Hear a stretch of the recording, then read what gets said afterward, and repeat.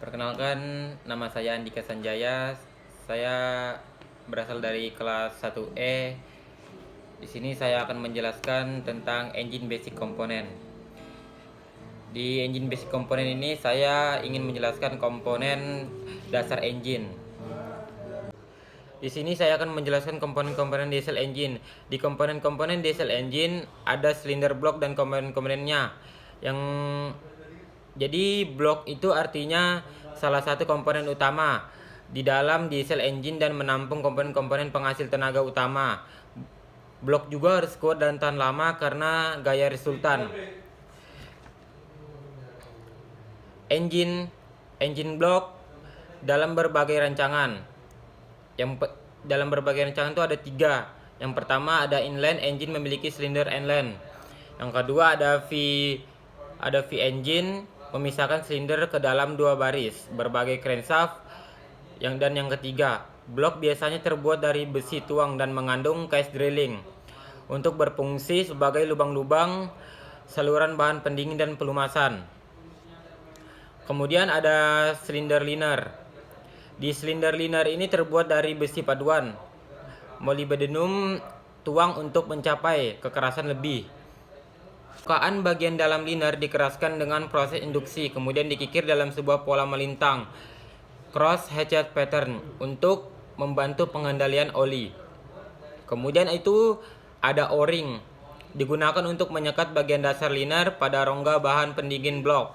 Liner band digunakan untuk menyekat bagian atas liner engine block yang keras memungkinkan seal ini tetap duduk di posisinya dan memberikan fungsi penyekatan liner yang sangat baik. Kemudian fungsi liner itu adalah melindungi dan memandu piston. Memandu piston membentuk ruang pembakaran dan memindahkan panas keluar dari piston. Kemudian ada wet liner, yaitu liner basah, dilengkapi dengan O-ring untuk menyekat water jacket dan mencegah kebocoran bahan pendingin. Adapun dry liner kering, sering digunakan untuk memperbaiki jika silinder rusak atau aus. Liner ini disebut kering karena dipasang pada dinding lubang silinder yang sudah ada di dalam blok. Kemudian ada piston. Piston itu piston yang mentransmisi ruang pembakaran. Terdiri dari banyak bagian, yaitu ada 5. Kemudian yang pertama ada crown, membuat ruang pembakaran. Yang kedua ada ring groove dan line yang menahan piston ring. Yang ketiga ada piston pin yang menghubungkan piston ke connecting rod. Yang keempat ada retaining, menjaga piston pin agar tidak keluar. Yang kelima ada thrust skirt yang menahan beban samping.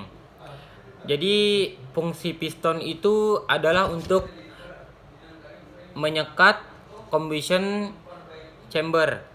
Dan yang kedua ada mentransmisi gaya pembakaran ke connecting rod.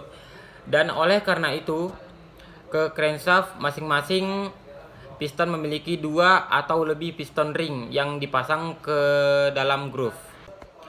Dan yang kedua ada compressing ring untuk mencegah kebocoran gas pembakaran melalui piston agar tidak membuat kebocoran.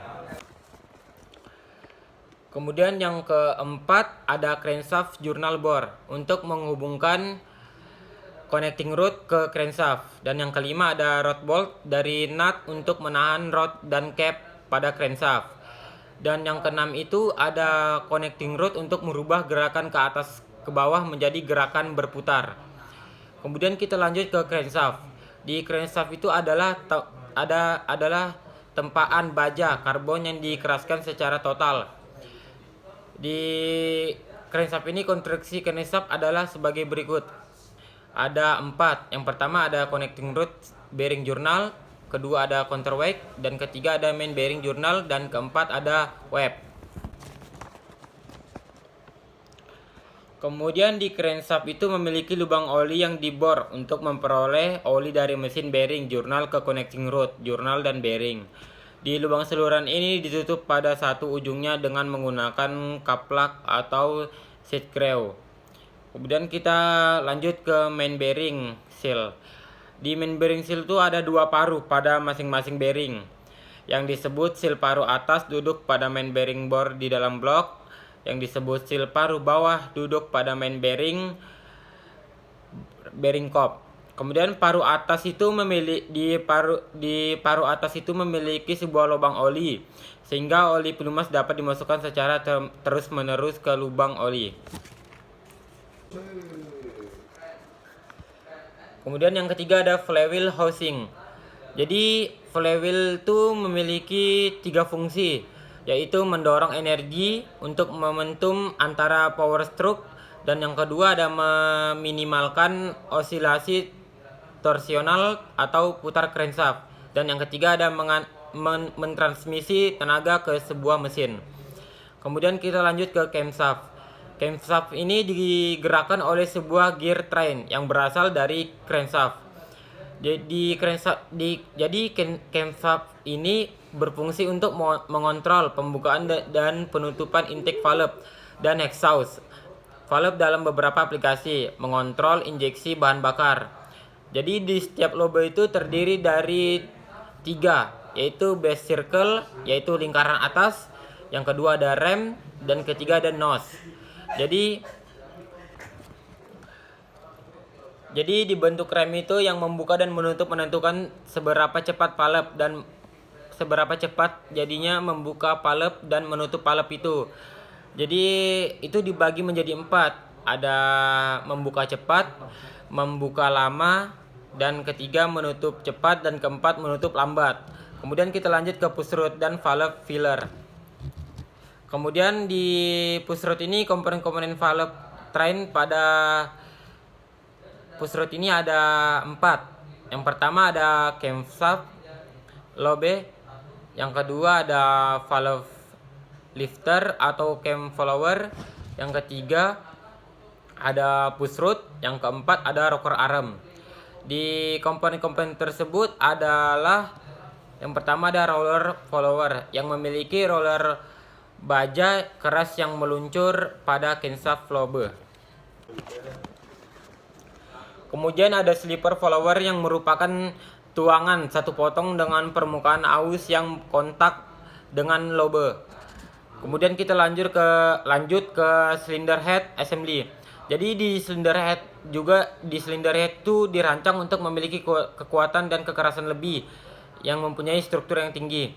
Kemudian cylinder head ini harus lulus pengujian guncangan siklus thermal yang teliti dan mendalam untuk jaminan daya tahan. Kemudian ada di silinder itu ada pelat spasi yang terbuat dari baja atau aluminium digunakan antara cylinder head dan blok. Kemudian cylinder head assembly itu terdiri dari beberapa komponen, yaitu ada 8. Yang pertama ada cylinder head, ada valve cover, yang ketiga ada bridge, yang keempat ada valve spring assembly, yang kelima ada valve guides, yang keenam ada valve seal insert, yang ketujuh ada valve, yang ke-8 ada rocker arm. Kemudian tuh ada valve cover, yang valve cover itu dipasang pada atas cylinder head. Banyak engine memiliki lebih dari satu cover. Ada satu valve cover, komponen-komponen train terdapat di bawah cover. Kemudian kita lanjut ke rocker arm. Di rocker arm itu terdiri dari 4 bagian ya. Jadi 4 bagian itu yang pertama ada adjusting screw untuk menyetel slip katup. Yang kedua ada lock nut untuk mengunci skrup di tempatnya setelah menyetel slip. Yang ketiga ada wear seat untuk memberikan usia aus yang panjang. Dan yang keempat itu ada rocker shaft bushing yang memberikan sebuah bearing antara rocker arm dan shaft. Dan kita lanjut ke valve. Jadi di valve itu terdiri dari 5 bagian ya. Yang pertama ada keeper groove mencengkam stem untuk menahan spring tetap hidup. Dan yang kedua itu ada valve stem yang menumpang di dalam valve guide. Dan yang ketiga itu ada valve fillet yang menghubungkan head ke stem. Dan yang keempat ada valve sealing untuk memiliki permukaan keras untuk mengurangi aus dan menyepat combustion chamber. Dan yang kelima ada valve head. Di valve ini ada valve spring assembly. Jadi di valve spring itu berguna untuk menjaga valve agar tetap tertutup atau kembali seperti semula. Valve spring dipasang di atas valve dan ditahan posisinya oleh sebuah caper dan sebuah retainer. Kemudian ada valve seat insert. Kemudian untuk menyekat sepenuhnya combustion chamber. Jadi di setiap valve itu memiliki sebuah insert yang terdapat di dalam cylinder head. Jika valve seat insert rusak atau haus, maka valve seat insert dapat diganti.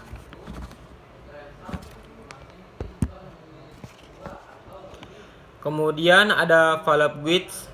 Di valve guides ini berfungsi valve bergerak ke atas dan ke bawah di dalam valve guides yang dipasang di dalam cylinder head. Jadi valve guides ini menjaga valve bergerak dalam garis lurus dan membantu mengangkut panas keluar dari valve. Kemudian ada rancangan valve train. Di rancangan ini ada berbagai model engine menggunakan berbagai rancangan valve train. Yang pertama ada push rod, yang kedua ada overhead cam engine, yang ketiga ada cam di dalam head engine. Kemudian kita lanjut ke fuel injection nozzle. Di fuel nozzle ini atau injektor juga terdapat di dalam head antara valve. Kemudian ada gear train assembly. Di gear train assembly ini ada 6 bagian ya. Ada 6 bagian. Yang pertama adalah crankshaft gear, yang kedua ada idler gear, yang ketiga ada camshaft gear, yang keempat ada fuel injection pump gear, yang kelima adalah oli pump gear, yang keenam ada water pump gear, dan yang terakhir ada air compressor gear. Sekian presentasi yang saya jelaskan dalam video ini. Kurang lebihnya mohon dimaafkan. Sekian, wassalamualaikum warahmatullahi wabarakatuh.